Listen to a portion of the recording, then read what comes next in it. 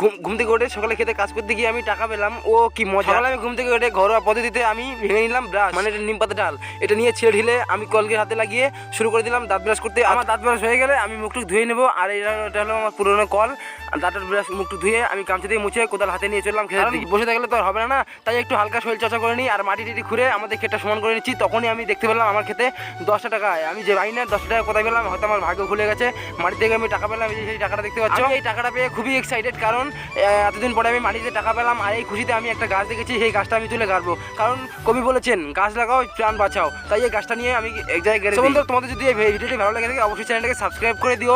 আর এইভাবে আমি আরও মাটি ঘুরতে লাগতে যাই, কারণ আমাদের ক্ষেতটা সমান করতে। আর একটা পেলাম ভাঙা মোবাইল, এই মোবাইলটা নিয়ে আমি চলে এলাম বাড়িতে, কারণ আমার চাটা করে খেতে হবে। তাই আমি চাটা দিয়ে এটা 1 চামচ লবণ এবং চিনি টিনি দিয়ে আমার চা হয়ে গেলো। চা দিয়ে বিস্কুট খাই। আর তোমরা আমার চ্যানেলটাকে সাবস্ক্রাইব করো। তারপরে আমি পান্তা ভাত নিয়ে লবণ তার সাথে একটু তেল দিয়ে আমি খাওয়া শুরু করলাম। আমি ভাত খাই, তোমরা আমার চ্যানেলটাকে সাবস্ক্রাইব করো। দেখা হচ্ছে।